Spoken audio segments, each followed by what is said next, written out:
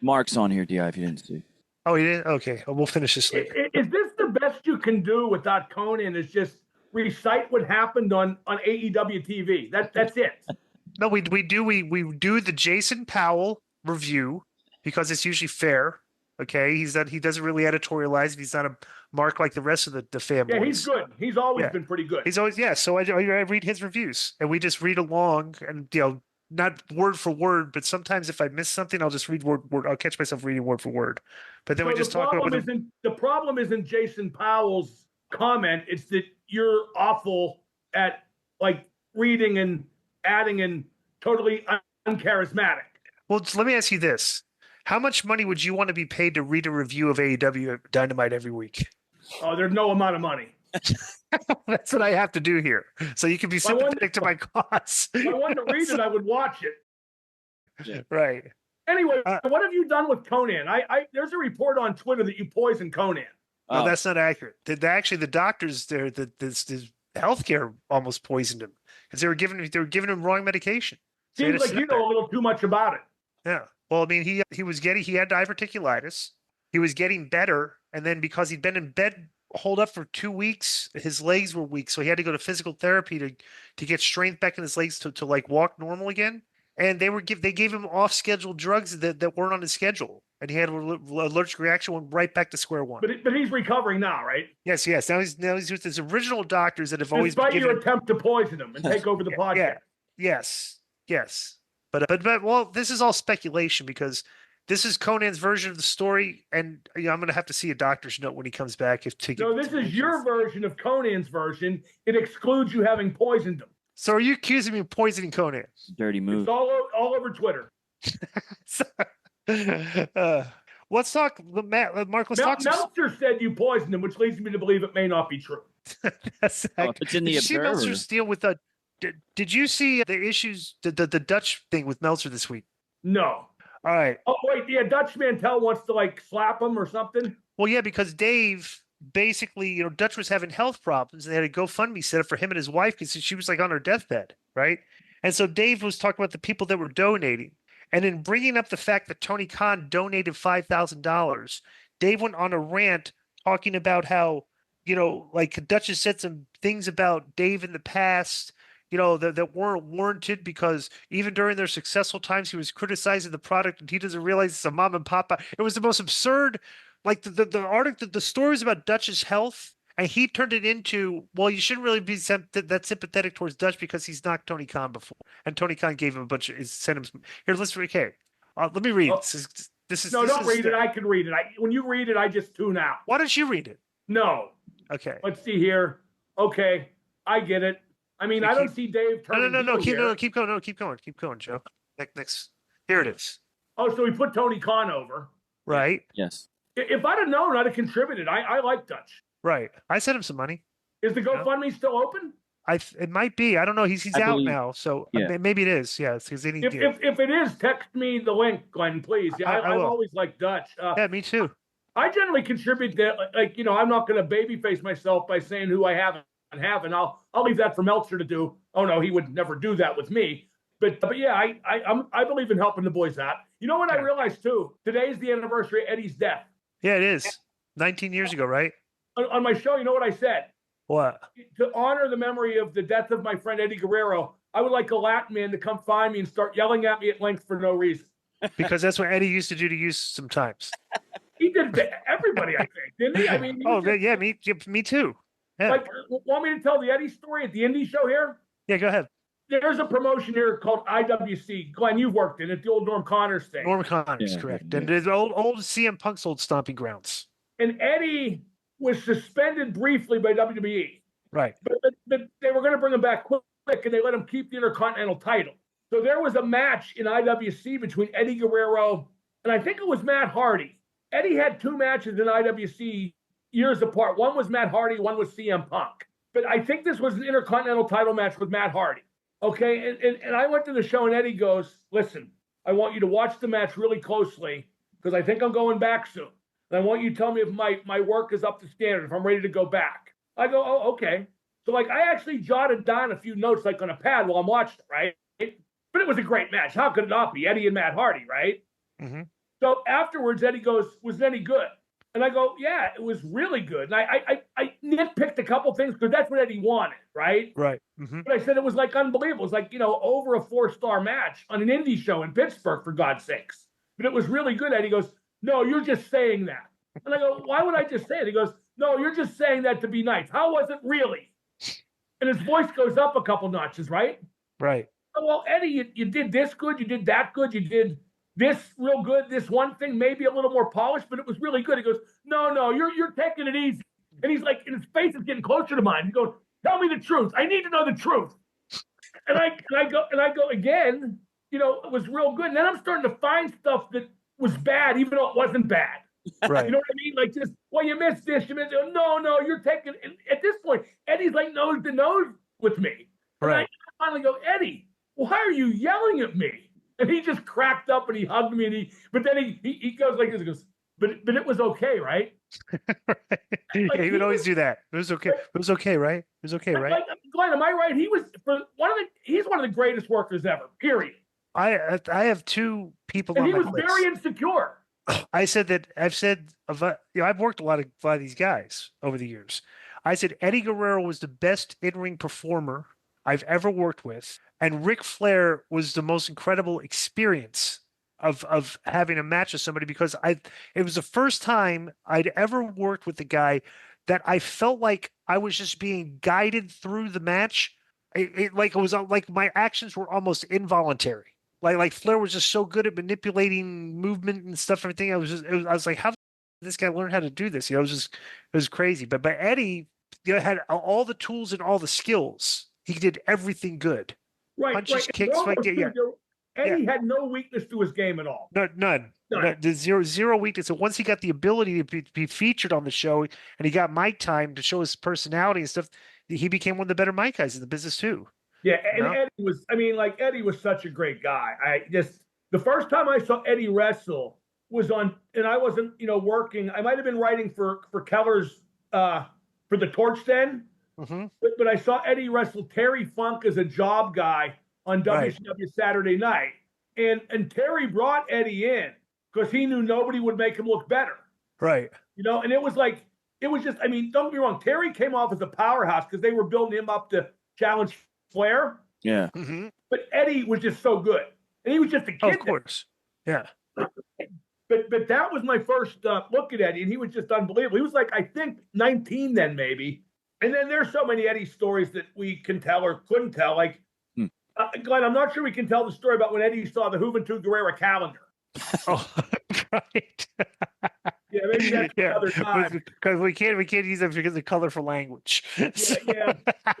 We just say, Hoovy did a calendar for his Mexican fans, and it was sort of risque, shall we say. Am I right, Glenn? Well, there was a questionable whether he was trying to attract male or female fans to the calendar. Yes, it's about the best way we could describe the calendar. And Eddie may have pointed that out.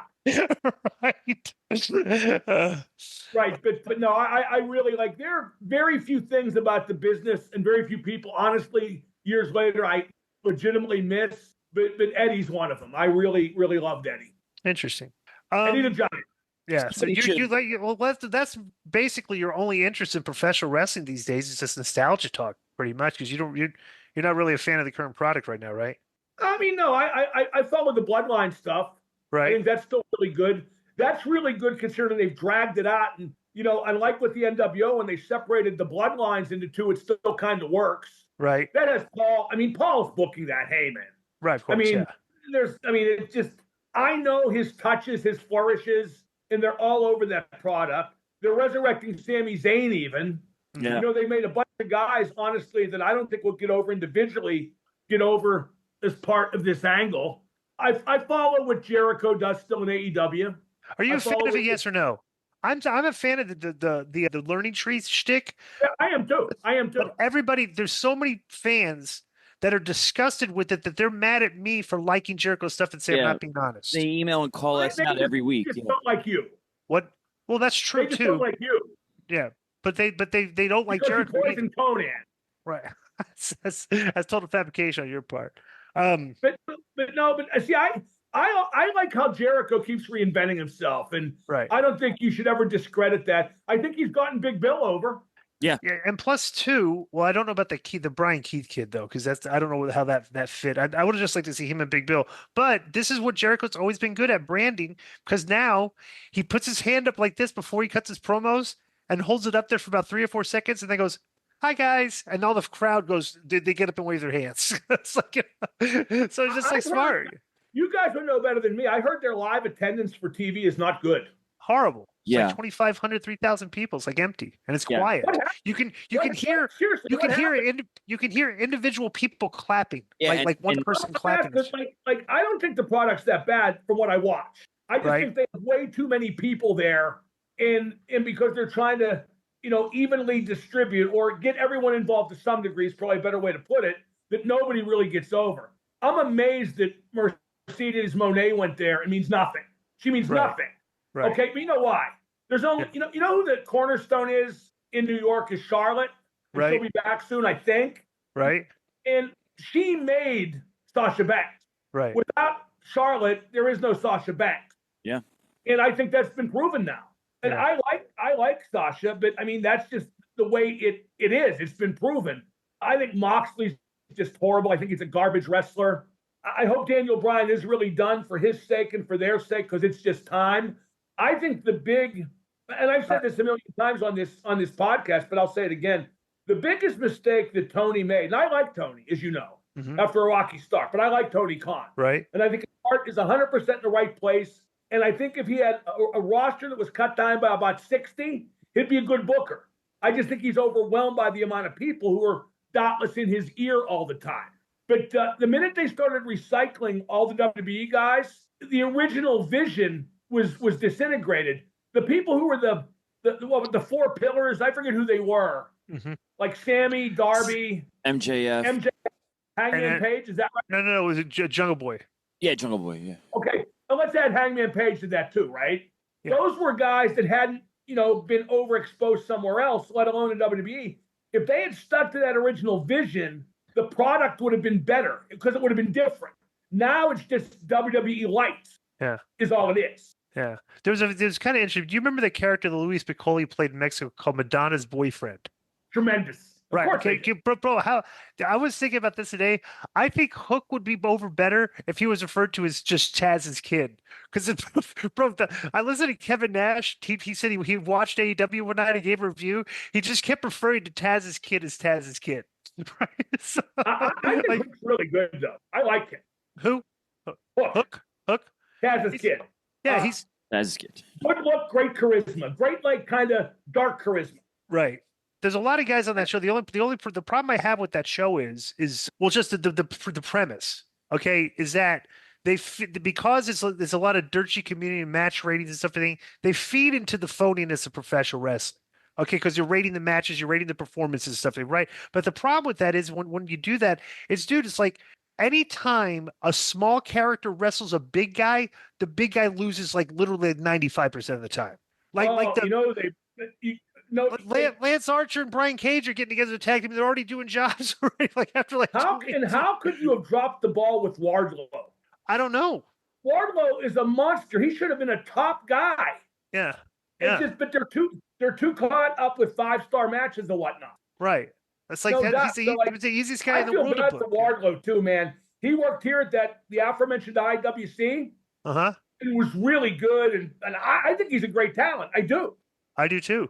Yeah. But like I said, if they should get rid of 40 people and they should all be ex-WWE people. Right.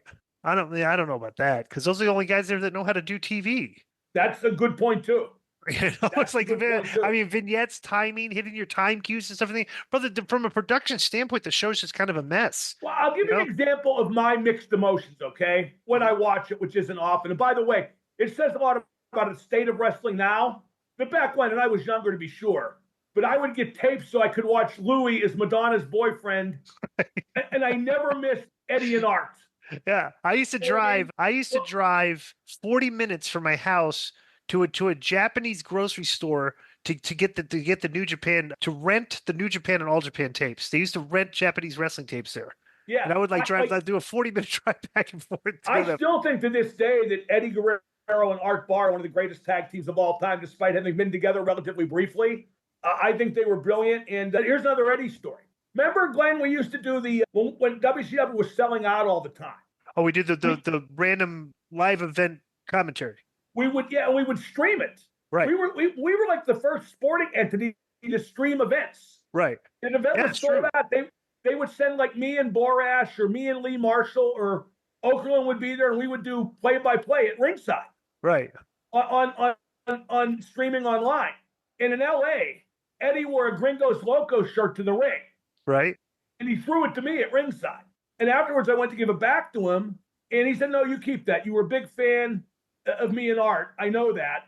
He goes, I want you to have that. So years later, when Sasha said that Eddie was her biggest influence, and remember she wore the ring gear that was like his for a while? Mm-hmm. She was on my show in person in Pittsburgh, and I gave her the shirt.